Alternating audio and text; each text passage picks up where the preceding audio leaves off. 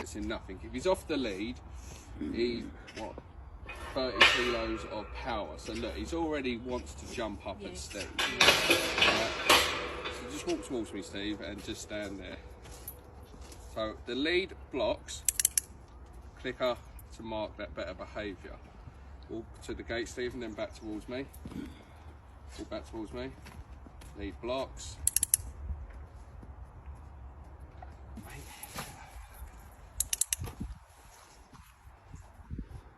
Hello, mate. Yeah.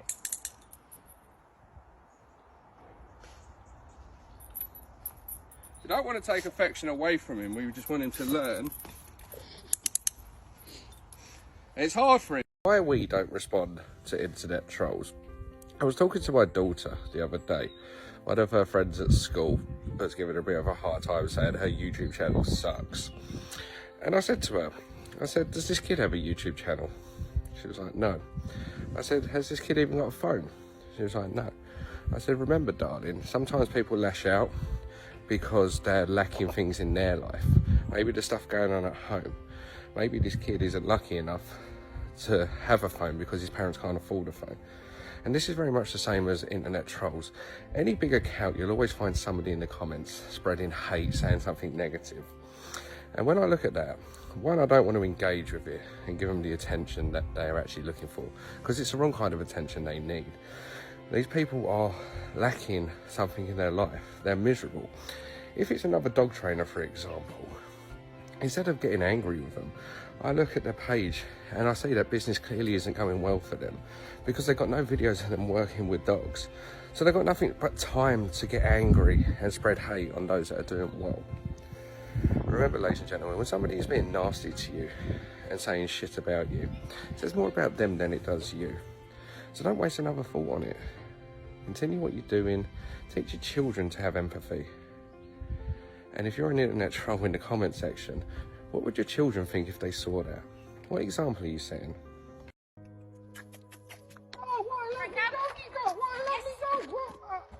That's the level of recall you need. If you can't call your dog away as soon as something gets their attention, they're not ready to be off lead. What did you do? Have you ever said that when you come in your home because the dog has destroyed your house because you keep leaving it out and not crating it when it's not ready to be left out of the crate?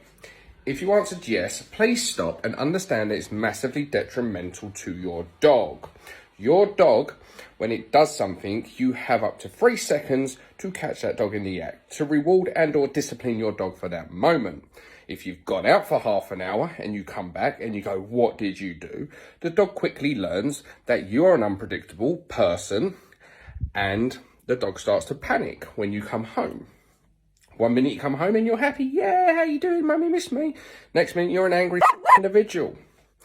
That guilty look that you think the dog has when it sheepishly walks away from you because you went, what did you do? That's not the look of guilt. That's the look of confusion. The dog doesn't understand what did you do. Just stop it. Understand, if the dog's destroying your house, it's your fault. Either it's not getting enough exercise in a proper manner, or it's not being taught how to switch off when you go outside. You've not used crates or anything like that. It's your fault. Anybody buying hairless French Bulldogs just needs to be wiped off the face of the earth. I'm sorry. The French Bulldog itself comes with a lot of problems. Now, there are breeders breeding for hairless French Bulldogs. It's bloody disgusting. These are backyard breeders. These do not care about the health and temperament of a dog. They're taking a dog that has many health defects and they're breeding it to be even unhealthier. It's absolutely vile. It's absolutely disgusting. And I will not contribute in any way to this. People that get these dogs are funding selfish, greedy backyard breeders. Has to stop. I'm not hating on French Bulldogs. I love the nature of the Bulldog, the attitude, the feistiness, the tenacity of the Bulldog. But we need to actually change the regulation of breeding for Bulldogs in general so they can have longer snouts and longer legs. Because nearly every French Bulldog I meet needs to have an operation to help it breathe. A lot of them are prone to ear problems, eye problems, skin problems, and other health conditions. Okay, so we need to work and focus on changing them to be even healthier. There are a lot of healthy ones out there, but we need the standard to change. Breeding for bald French bulldogs? Are you kidding me? How is this allowed? How are these people allowed anywhere near dogs? It's disgusting. If your dog approaches a person with its body crunched, head held low, very stiff, tail very low, wagging, and then rolls on its back and exposes its belly, your dog does not want a belly rub. Dogs like this are actually quick to bite. When you actually stop and look for a second, you'll notice that that tail is now tucked between the dog's legs when it's like this on its back. That is very stiff and very tense. It's not enjoying a belly rub. A dog that enjoys a belly rub, right, okay, nothing wrong with a belly rub, will come over to you all bubbly, all happy, all lively. Its tail will not be tucked between its legs, right? And you start stroking it and it rolls on its belly and it's nice and relaxed. That tail still going, swaying side to side, but it's not stuck where its penis should be. There's a massive difference. Dogs that come over to you all crouched down low and expose their belly, these are very, very nervous and they do not need to be touched when they are displaying this personality. Using food to put them into a sit and bring their head up is much more rewarding for these dogs than trying to touch them. This is how accidents happen. Remember that. There's a difference between a dog tense, rolling over, almost in submission, to a dog just enjoying a good old-fashioned belly rub. Parents, show this to your children. Show this to your friends with children if they have a dog and may not be following us. Another child has been bitten and it is ridiculous. It is happening more and more and it has to stop. When a dog is asleep, a child should not be going over to it, should not be stroking it, should not be bothering it, particularly if it's asleep in its bed or its crate. When a dog is eating, a child should not be going over to it, interacting with it, or stroking it. Children should not be putting their face in the face of your dog. They should not be hugging your dog. They may think it's cute, you might think it's cute. And remember, your child is not you. This is for children, okay? If you follow these 3 simple rules, a child will very rarely get bit.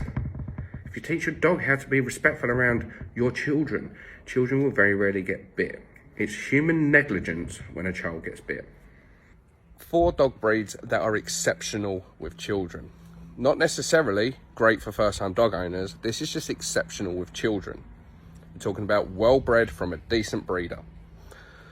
In at number 4, the Newfoundland. The biggest dog on the list, natural, gentle giant.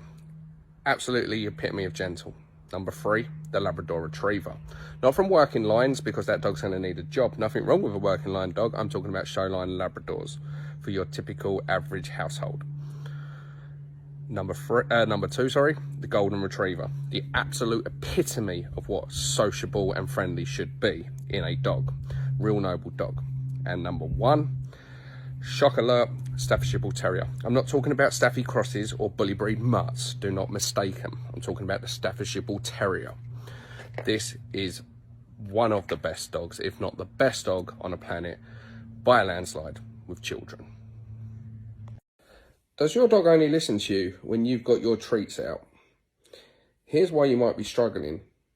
If you've always got the treat in your hand when you ask the dog to do something, it becomes an expectation. Also, if you don't have a treat in your hand and you ask the dog to do something and it doesn't do it, and then you reach into your treat pouch, you just condition your dog to ignore you because it's in its best interest to do so, because you're going to reach into the treat pouch. This is called bribery. Start with some basic exercises that most dogs know. Call your dog to you. Mark that behavior with a clicker or a yes or a good, whatever you want to use. Then get the treat out and give it to your dog. Then build it up a little bit. Sit. Yes. Get the treat out. Give it to your dog. Try it. The XL Bully. Is it a good dog or is it a bad dog? Let's talk. Let's discuss.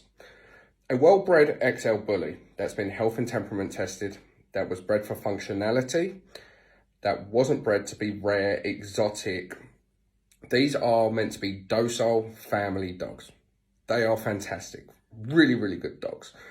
Absolute joy to be around. I don't recommend them for first-time dog owners. They're just simply far too big and far too powerful, and they can quickly become lively and out of control if you don't know what you're doing. Now, breeding and mass overbreeding of these dogs has become a huge problem. We're seeing more and more incidents involving the XL Bully. And this is because a lot of people are getting them as status symbols, and a lot of people are cashing in on the money train. You can produce thousands. You can become minted from breeding XL Bullies. Right, so a lot of overbreeding for exotic, rare, one-of-a-kind, a dog that's going to stand out amongst the competition. And when this happens, fault on health and temperament is being neglected. And this is when we have dangerous liabilities. So the XL Bully is a great family companion if it's well bred from good stock and you have experience with bully breeds. In the wrong hands and through dangerous breeding without fault of health and temperament, the XL Bully is actually one of the most dangerous dogs on the planet. The difference between a well-bred and a poorly bred XL Bully is like night and day. So when he comes over, just let him have a sniff. Yeah. Oh, look at that. Right. But you see how your response is to put your face next to him, right? And then go over the top of him. Nervous dogs don't like this. What you do is let him investigate you first of all. Yeah. Right. Now go for his bum. Yeah. Bum. Always the bum. Everyone's natural response is to go for the head. But going over the top of a nervous dog makes them very uncomfortable. Always scratch that bum. No dog can resist a bum scratch. It is that simple. That is a kryptonite for nearly every dog. Look how he's stretching. Look how he's working into that. You can take a nervous dog. But yeah, just don't ever put your head and face next to a nervous dog. If it snaps at you, it's going to get the money maker. Wilbur, I would like you please to swap positions with... He feels tension, he's gone too far and he can come back to it. But at the moment, he's... The thing is, a lot of people want to work against the dog, but not with the dog. He tells you in his mannerisms, he's a fun guy. He's all about the things. Winter mornings and summer afternoons. Yeah, it is. That's exactly it. It's 9 degrees yesterday when I went out and paddled forward. With that harness, that lead is a good thing to have, yeah? Yes. Yeah, you want a double-ended one because it's not going to work if you've just got a normal lead. Right. Okay. So Sophie can control head and body now. Put them using the back clip harness, but you're using something designed for them to pull, to stop pulling. You just take a long time to get to where you want to be. With the slip collar, but we're not taking the sniffing bit away. We want him to sniff, but again, there has to be rules for everything. So sniff and walk, sniff and walk, sniff and walk. Look at that, perfect. Also practicing stopping, but she's not at any point stopped him sniffing unless he tries to stop Sophie. Sophie's the only one that decides to stop, not the dog. But why do we let our dogs run over to other dogs? You wouldn't let your child do it, so why do you let your dog do it?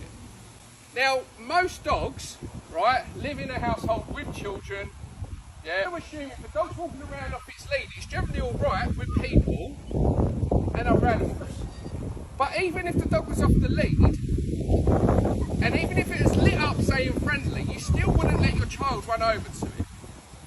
Because we know that something could go wrong. But with a dog, just let them go over there and we go... And when the shit hits the fan, when the shit hits the fan, we freak out and the dog has a bad experience. That dog might bite my child. No chance in hell of biting my dog. Stand up, walk towards me. So we had another distraction. This is Bentley. This is a 14-week-old German Shepherd, ladies and gentlemen. Being hand-fed all of his meals.